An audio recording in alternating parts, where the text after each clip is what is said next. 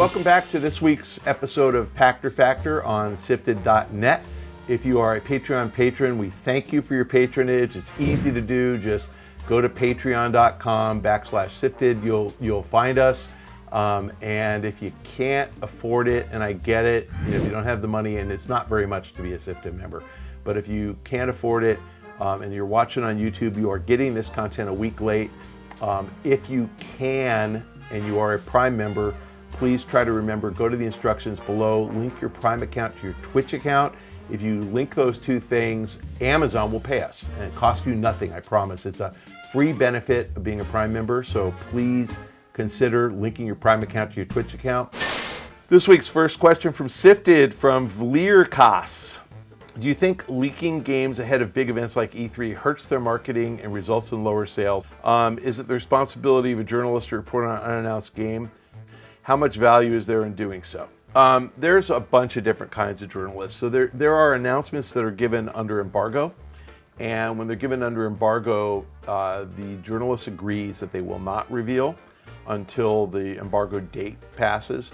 And so they do this all the time, the publishers, because they want to give the journalists hands-on with the game. So for example, I think that CD Projekt probably let people know in advance that Keanu Reeves would be at E3 because they probably set up interviews with Keanu before, and people were pretty good. We obviously didn't get a leak on that, so that was pretty well maintained. But normal leaks, I actually think more often than not they're intentional. And, I think that it's one way to kind of drive buzz. You get leaks, but kind of you can tell it's by design. Like they want you to be talking about, new characters, new maps, or, that there's voice actors being cast. If they wanted to make it, quiet, it wouldn't say wanted voice actors for Bully. It would say wanted voice actors for Rockstar Studios. And you wouldn't know if that was voice work for Red Dead Online. It could be just a new character coming into Red Dead Online. So that's not a leak, that's intentional. They know exactly what they're doing.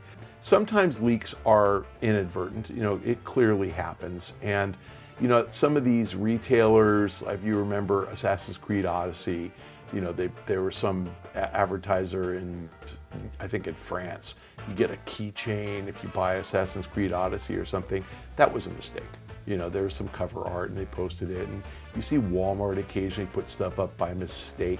But again, I think buzz is good. So, there are extremes where you don't want anything to leak because the wow factor of Keanu Reeves on stage is worth it. And the opposite extreme is you want to build buzz for a game at least a year early. I don't know how many of you remember this, but November 1st, 2011, was when Grand Theft Auto 5 was announced. And the game came out in September of 13. So we had 22 months of buzz about that game. And did it hurt sales? Yeah, 110 million. It would have been 150 million without it. I mean, come on. Didn't hurt sales at all. So I think building up anticipation is really smart. I think there are other companies that manage leaks so tightly that every time something comes out, they freak out. So journalists have to report stuff that's not under embargo. If you discover something and you haven't agreed to not leak it, it's your absolute responsibility. Journalists are supposed to break news. If it's newsworthy, you break it. How much value is there in doing so? I'll tell you the guy I think is seriously the best journalist out there at nosing out stuff and breaking news is Jason Schreier at Kotaku. Yes, he's being responsible for reporting it. I just don't always agree that what he thinks is newsworthy is that newsworthy. But I really like the guy. And I gotta say, if you're gonna follow anybody for breaking news, that guy breaks something about once a month. He's on it. I think it's because he is actually a super nice guy. People genuinely like him. He's got a lot of friends in the industry, and I think people confide in him, but they don't confide in him under embargo. So I think he manages the confidentiality well, doesn't burn people, but he comes up with good scoop. And I'd say of his 12 a year, 8 are actually really interesting. So he's worth paying attention to because he's good at his job. Our next question this week from SIFTD from Skimpy. What should the new president of the ESA do to entice platform holders and publishers back to E3? That is Stan Pierre-Louis. He is a wonderful guy. I think the problems are beyond anything he can really do. I think that he will get Sony back, because I think Sony just took a 1-year hiatus. I think Sony is watching my show and it recognizes that I think it was just a dumb idea to skip E3. So I'll make a prediction here. Sony will be back next year. The platform holder, Microsoft, I actually don't blame them for moving to the Microsoft Theater. It's next door, it's got plenty of space, and they own it. So I kind of get that at least they're on site, as in right next door. It's not far away. Of course, I've got other things, but my point is just they have space. There's meeting rooms upstairs. They can do their stuff there. It's a bad experience. I get it, but they're saving $20 million, and they're right next door. So they're coincident with E3. They have a press conference that's called an E3 press conference. They have events that are E3 events, and they're on site. So I don't think you're going to get them back, but I think that if Stan really wants to, it doesn't cost him anything to cut everybody a deal and say, look, come back and we'll cut your fees in half for the first year, and by a quarter the second year. The problem is if you cut one guy's fees, everybody wants it. You know what? Maybe the ESA takes that, because it's better to get something, get 75% of something than 100% of nothing, and the space is there. So I would do that. The ones that are harder, Activision and EA. Activision had nothing to show this year, and I think the ESA has to be in their face and say, even if you have nothing to show Call of Duty.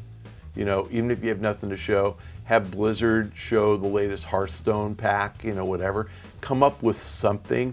Like, let's have an esports pavilion. I went to an Overwatch League tournament that was at the Blizzard Arena in Glendale, and I think it seats like 100 people, maybe 200 people.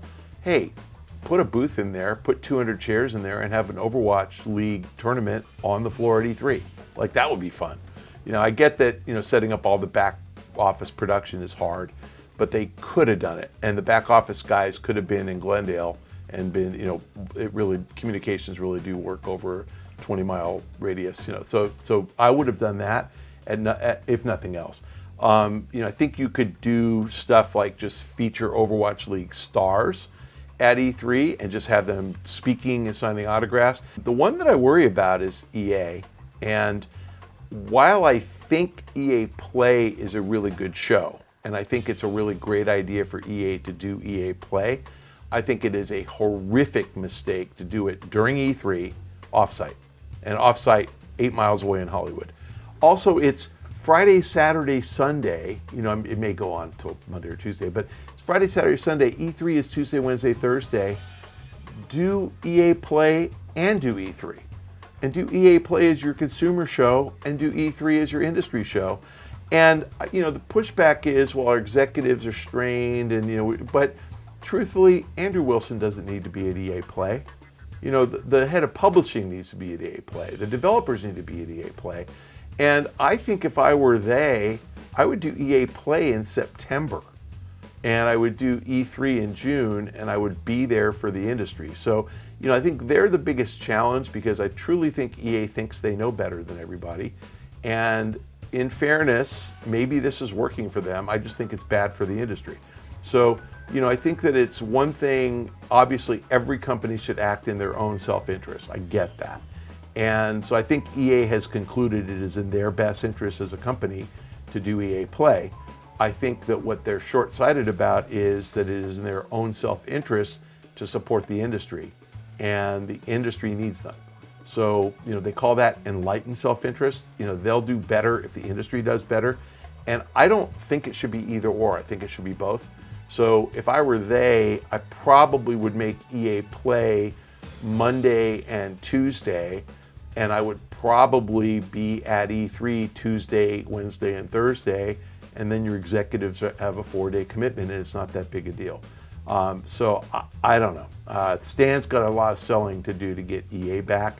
Microsoft is really there, and Stan's sale has to be for Microsoft be on the show floor, and I don't think he can pull that off because of their ownership of the Microsoft Arena, and is it Arena? Microsoft Theater.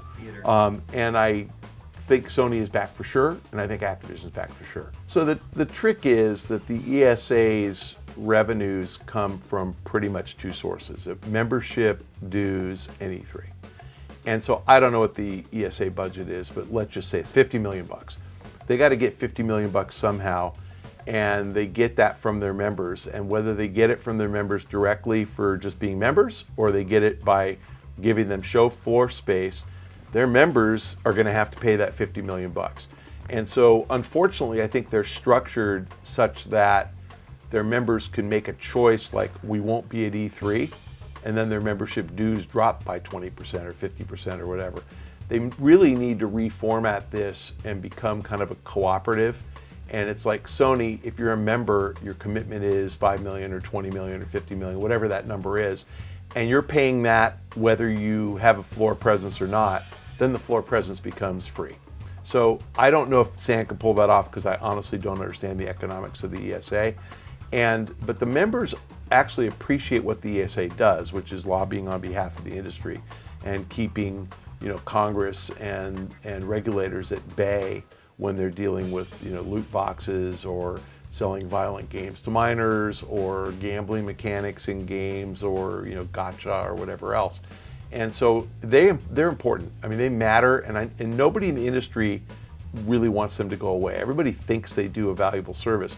I think that what they really need to do is come up with a budget, allocate it out to the members, and then say, in exchange for, let's just say, if you're Square Enix, your membership dues are $1 million, and in exchange for that $1 million, you get, 10,000 square foot space. And Sony, your dues are $20 million, but you get a 50,000 square foot space. And you can, adjust based on that, but they have to make the cost of attending E3 free. That's the really smart way to manage this. And if it costs nothing to attend E3, other than obviously you have to pay for staffing your booth and building out your booth and all that, I think you'll get more participation. I think it's really dumb to try to do this piecemeal and charge. And it's sort of like belonging to a club, and then when you go in, they charge you premium prices for food and beverage. I mean, if you pay a couple $100 a month to be a member of a golf club or a yacht club or a social club, you would expect your drinks will be subsidized, and it would only be $5 instead of 15 or something. So that's how they need to do it. Run it more like a club, and I think that they'll be more effective. But I am far from the guy to be giving advice to how to run a large organization like that, because I've never done it. Poor Stan is better looking and smarter than me, much nicer than me, doesn't drink as much as me. It doesn't get any better than Stan Pierre-Louis. He's a really good dude. I told a funny story, by the way. I went to an ESA dinner, and I said that his name isn't actually Stan Pierre-Louis. He just made that up. His name is like Louis Stanley Peters, and he just decided to make it sound all French. And I was telling this at dinner, and about 5 people at the dinner go, "Is that true?" So it's not true. He's really a good dude. He's like Reggie Fils-Aimé. He's got 3 names, that are all kind of cool. But Stan does have 3 first names, which is really, how hard is that? Our next question from SIFTD from Gregor G. What is so compelling with Cyberpunk 2077 that its E3 2019 trailer was viewed 17 million times when Star Wars Jedi Fallen Order only reached 11 million? Wow. It's a new IP against one of the biggest pop culture franchises in the world. Kinda.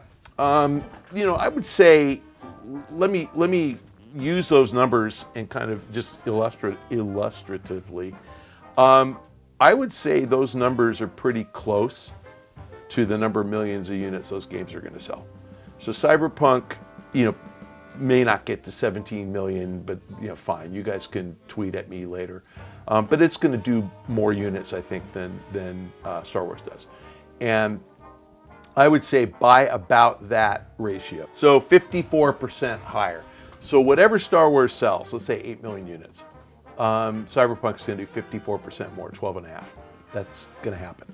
So I think that ratio shows you the interest in the franchise. And there's a bunch of stuff going on with Cyberpunk. I know it's a new franchise. People love The Witcher. and this isn't the same kind of game as The Witcher, but CD Projekt Red, they're craftsmen. They're really good game makers, and I think The Witcher sold like 15 million or something. It's up there. So, you know, Star Wars, I think the best Star Wars game, you know, in the last 10 years sold 15 million. So about the same, but really generally disappointing. And I think the best game other than Call of Duty that Respawn has sold did like 8.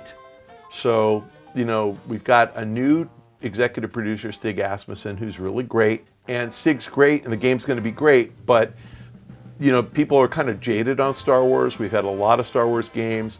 The only one I can remember getting great reviews was Knights of the Old Republic back in 06 or 07, which is BioWare of all people. And BioWare doesn't work on Star Wars anymore, very funny.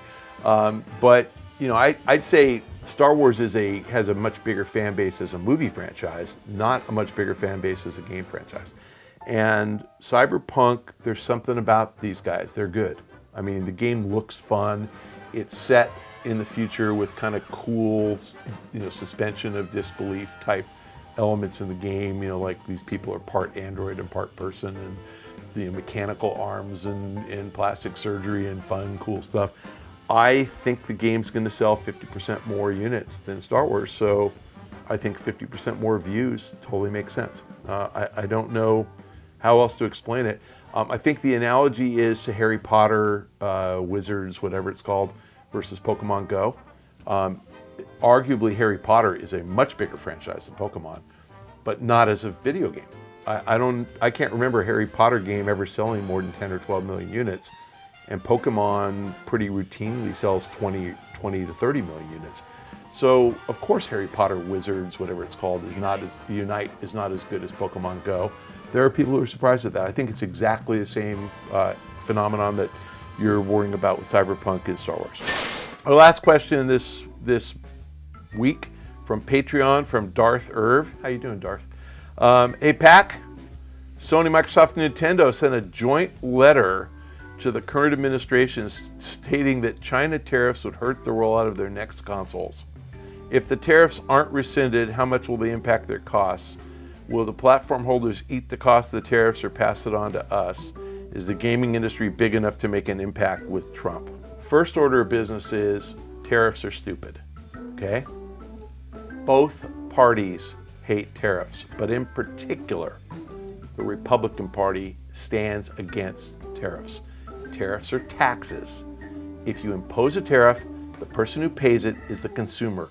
You are taxing the consumer on a purchase of an item imported from another country. Bad idea. The only time that tariffs make sense, and the only time that the Democrats like tariffs, is if they believe they're protecting a domestic industry. It's regressive because if you are poor, a bigger percentage of your income goes to paying tariffs than if you're rich. Bad idea. And then we elect Trump. And Trump genuinely believes that China pays tariffs. So Trump thinks he's Mr. Tough Guy putting tariffs on China. And who pays Chinese tariffs? Walmart shoppers. For real, more than half of the stuff at Walmart, non-food, comes from China. If you shop at Walmart, you're paying China tariffs. So your question is about game consoles. And the statement that it would hurt the rollout of their consoles, what's going to happen is they're going to source the chips elsewhere. So we know, for example, that the Microsoft chipset is AMD. AMD is not a Chinese company. It's a US company. AMD will fabricate the chips anywhere but the People's Republic of China. There's a place called Taiwan Semiconductor, Taiwan. Taiwan's not China. China claims ownership of Taiwan, but Taiwan thinks it's independent, and so not subject to tariffs. You can assemble these damn things in Mexico. You can assemble them in Vietnam. So what's really going to happen is the console manufacturers are going to have to shift the supply chain out of China. We move jobs, but we don't move them from China to the US. We move them from China to Vietnam, from China to Mexico. I don't get why we care about that. The guy's an idiot. I apologize if you voted for him. You made a mistake. He's an idiot if you look at tariff policy. He's the worst thing that ever happened to our country. It's going to cause us to go into recession if we keep this up. They will not eat the cost of tariffs. They will pass it on to you. And so the question is just going to be, is a console going to be, $400 or $500? If it's got a 25% tariff, it's going to be $500. If you think about an iPhone, costs $1,000, assembled in China for sure. What percentage of that $1,000 is Chinese sourced? Well, the manufacturer, right, the assembly, $15, $20, definitely not 1,000. The parts, the total parts in here is probably $125. The chipset is from Ireland, so shouldn't be subject to tax. The glass is from Corning, so shouldn't be subject to tax. Probably the metal case comes from China or something. My guess is the value add to China is $30, $40. So 25% tariff on that, who cares? $10 more? Yeah, Apple would eat that. That's what'll probably end up happening with the consoles. If Trump, and remember, the consoles launched November of 2020. Trump gets voted out of office or back into office November 2020. I promise you, if he is not reelected, his successor, even if it's Mike Pence, even if Trump decides not to run again, is going to get rid of tariffs because it's a genuinely bad idea, and the only person who doesn't get that is him. And if his successor is a Democrat, Chinese tariffs are off the table, gone. So you really shouldn't worry about it. But if Trump gets reelected and we have tariffs, then I think that these companies will impress upon Congress to legislate that the only thing subject to tariff is Chinese sourced, as opposed to the $1,000 iPhone. Something was done in China and we're going to tax the whole 1,000. You can't really do that. It's not fair. And by the way, Mercedes-Benz, look this up, SUVs assembled in South Carolina. So the design and engineering, German. The assembly, South Carolina. And Trump actually mentioned after one of the G7 summits, we have to tax German automobiles because they don't let US people compete in Germany. It's like, what are you going to slap a tax on a Mercedes for if the jobs are in South Carolina? Like the state of South Carolina, which is 83% pro-Trump, they're going to lose jobs if we slap tariffs on Mercedes. So again, really dumb. I don't really understand why nobody can explain this to that clown, but he is a clown, and I'm sorry that you asked me a question about tariffs because you got me going. The specs I saw on the PlayStation, it would shock me if Sony can make a profit on that thing at even $500. I think they're losing money on every console. And if there's a 25% tariff on top of that, they're going to have to charge $6. And Microsoft, I don't think they're subsidizing that much of their console either. So I think they'll pass it through the consumer. That's generally what happens on tariffs. The automotive industry is significantly larger than the game industry, and they're not having an impact. So no, gaming industry will have no impact. Actually, nobody will have any impact on Trump on tariffs because the White House staff is even afraid to explain to him that consumers pay tariffs. If you are a never Trumper, follow me on Twitter. If you enjoy the Pachter Factor, then just subscribe on Patreon, please. If you can't subscribe on Patreon and you're watching on YouTube, please link your Amazon Prime account to your Twitch Prime account. Amazon will pay us for that. And if you can't do either of those, follow me on Twitter at Michael Pachter. If you tell me I'm a bad guy because I don't like Trump, I'm just going to block you. So don't waste your time. Don't follow me. I don't want to hear it. And by the way, if you follow me on Twitter and you're just an asshole, I probably won't respond to anything you say either. So don't follow me just to give me grief. That's just a waste of time. Like, seriously, I wouldn't give you the satisfaction of responding to your idiotic comments if you're a jerk. I'll just thank you very much for your kind words, which is really how I deal with idiots. If I say thank you very much for your kind words, that means I think you're a fucking moron.